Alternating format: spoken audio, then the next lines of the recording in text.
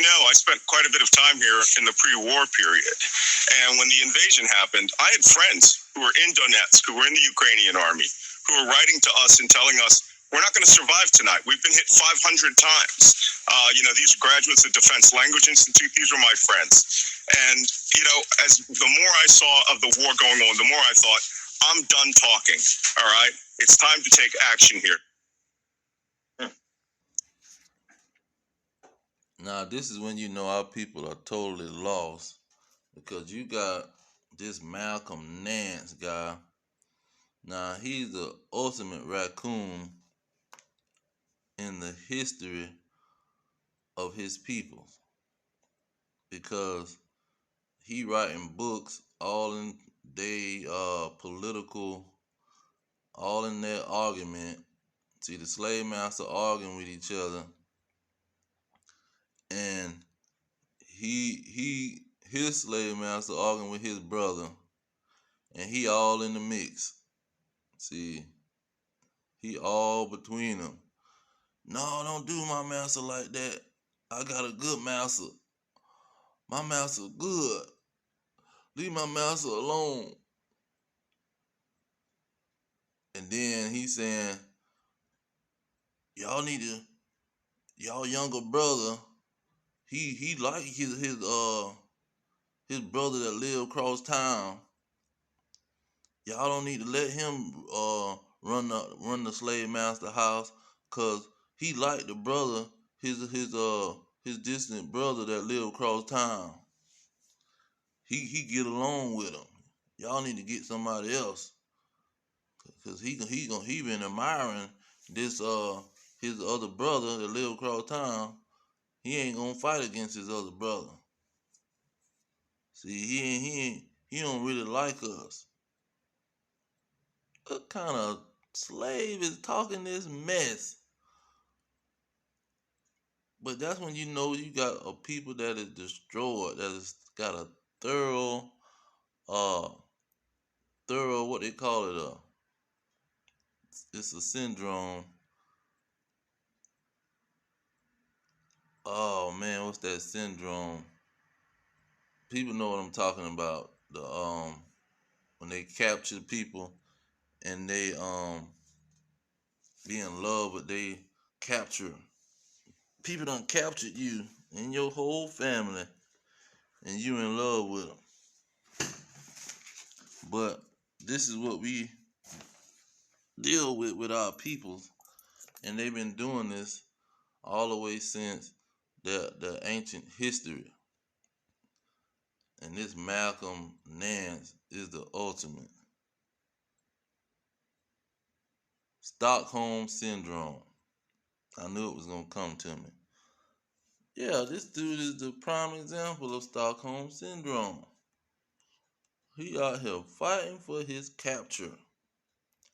Person that captured him in war and keeping him as a prisoner of war, he fighting for them. He trying to break them up from fighting each other. He's trying to stop them from killing each other. What kind of a slave is this? And he trying to sell a book. See, they done let him get him a book and put his name on it, and they promoting him all on their TV station. He said, well, I'll go out there and help y'all with this situation. Say, them people don't need your help in their fight. And when they kill each other, you ain't gonna be able to do nothing. Now Malcolm X talked about this, because Malcolm X say you got these Negroes on the plantation. You got the field Negro and the house Negro. The house Negro, he will do anything for his master. The master gets sick. He say, we sick, master? You see, the master hungry. He say, we hungry, master? He say, we. He living in the mind of his slave master. The master plantation house catch on fire. He the first one out there trying to put out the blaze. We our house on fire, master. He fighting the fire more than the slave master fighting the fire. And this is what these Negroes is doing. They is the ultimate example of Stockholm syndrome. Not knowing that they go back to the nation of Israel, not knowing that they the greatest peoples on the planet, not knowing that they enemy trying to exterminate they behind, not knowing that they finna get a kingdom once these Edomites kill each other. Finna get set free when these people kill each other. But you wants to go fight for the slave master. The same thing happened in Civil War. The Civil War, the Edomites finna kill each other, man. And these Negroes wanna go up there and fight. If we fight on the good slave master side, he might set us free. You foolish slave. Nobody's setting you free. These people getting rich, filthy rich off of you, and they ain't setting you free. All right, let's get some scriptures on these people, cause boy, look at him. Now, here we go. Let's get while they ain't setting you Negroes free, and you Negroes ain't making no money, man. That book ain't selling nothing. It says, whose possessors slay them and hold themselves not guilty. They that sell them say, blessed be the Lord, for I am rich. And their own shepherds pity them not. And see, they ain't got no shepherds that's leading the nation, these slaves, man. Y'all, they not even qualified to be called our people, but that's who they are. But let's get what they did back in the day. Same Negroes. Look, verse 11, it says, in those days went there out of Israel wicked men who persuaded many, saying, let us go and make a covenant with the heathen that are round about us. For since we departed from them, we have had much sorrow. See, they don't feel right unless they up under their slave master. See, because that was during the Punic War. The Punic War, Antiochus was coming to slaughter people, man. He was hanging these people's children and everything when they tried to keep the law. So, and you had Negroes up in that time trying to be up under their slave master. And that's what happened with Maccabees. Maccabees them was fighting their own people because they was up there trading out, being some raccoons for the slave master. Now we got another incident. Let me plug this in like this here.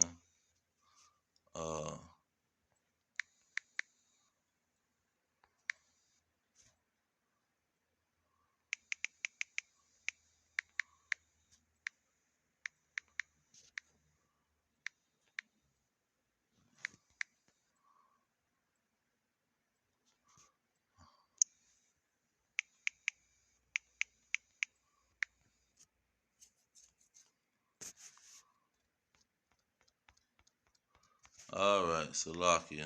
Let me get this verse.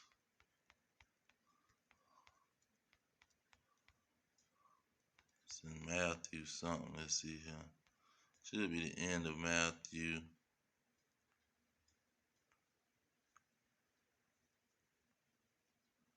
The end of Matthew. Where is it? Okay.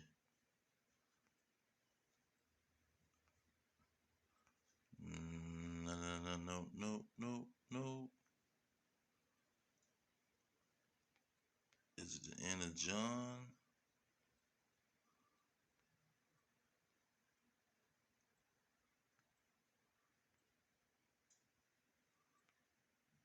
What is it, Luke 7? Now here go one for what he going in the middle of. Luke 11:17, but he knoweth their thoughts, said unto them, every kingdom divided against itself is brought to the desolation, and a house divided against a house falleth. pretty much talking about these Edomites. They fighting each other. Their kingdom gonna fall, man. Why is you sitting up here? Here it is. Luke 23:2. It said, and they began to accuse him, saying, we found this fellow perverting the nation and forbidding to give tribute to Caesar, saying that he himself is Christ, a king. See, this is the crap that our folks was doing. Look at what it said, John 19. It says, and from thenceforth Pilate says to release him, but the Jews cried out, saying, if you let this man go, you are not Caesar's friend. Whosoever maketh himself a king speak against Caesar.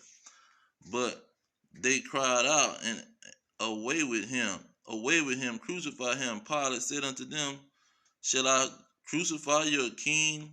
The chief priests answered, we have no king but Caesar. See, this is what these wicked Negroes, this what you call it, Stockholm syndrome Negroes, slaves, servants, peasants, see, prisoners of war. This is what they do. They'll reject their people no matter what their people saying. We don't care what y'all saying. Massa gonna take care of us. Massa gonna do us right. We on Massa's side. We gonna fight for Massa. See, that's what these Negroes do, man. And they've been doing this for 2,000 years, sitting around up under some other nation. That's why the Lord was punishing these people. Y'all always kissing up to some other nation, man. I done chose y'all out of all these nations, and y'all want to kiss up to the heathen in the other nation. Cause they was crying, and that's why Yahushua told them they was crying, cause he was finna get put to death. And look what he told these people, man.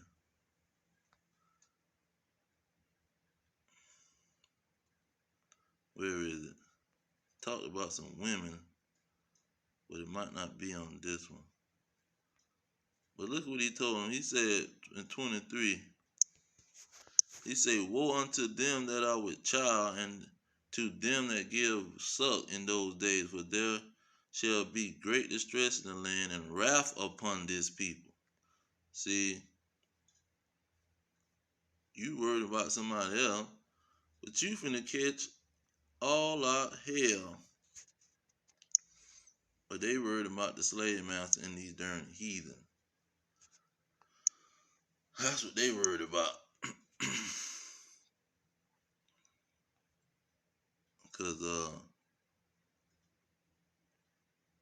these people ain't caring about them, man. They trying to get rid of they behind. Look at him. 21, I think. Yeah. He said, except those days be shortened, there shall no flesh be saved, for the elect's sake, those days shall be shortened. That means these red dragons trying to exterminate these Negroes. And they over here ready to fight for them. It shouldn't be not one Negro trying to fight for these darn people. But that's how the deceiver, what did he tell the apostles? The apostles asked him, he said, man, what's going to be the end of the world, the end of these Edomites, man? First thing he told them, in verse 4, he said, Yahushua answered and said unto them, take heed that no man deceive you. Pretty much saying, don't let Esau, the so-called white man, deceive you. That's going to be his main thing he trying to do in the end of the world. Rumors of wars and stuff, worrying about a war. He going to be worried about a war because he the only one that can go to war. That's why Revelation 13 says, who can war with the beast? Nobody can war with Esau. He was given the blessing of the sword in Genesis 27:40. Nobody can war with him. He was given the blessing of the sword. He only can fight himself. That's why Yahweh said, let me get that in 12. That's why he said in 26, and if Satan cast out Satan, he is divided against himself. How shall his kingdom stand? See, these Negroes trying to go fight for the so-called white man, and this is how he's gonna fall. This is how you gonna be let off the plantation. Just like in the Civil War, you was let off the plantation because the Lord had these dragons fighting each other.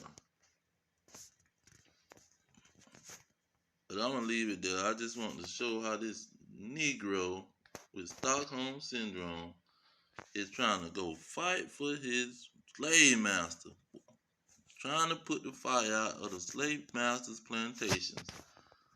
They hiding in bunkers, getting ready for the Lord to whoop they behind, and you sitting around him trying to fight for your freaking slave master. Boy, that's some rough stuff. But all praises to Yahweh Hashem Yahweh Shai. By Hashem Rikakit Dash, step on to the elders pushing the truth. Peace to the elect worldwide. Our kingdom is at hand. Shalom.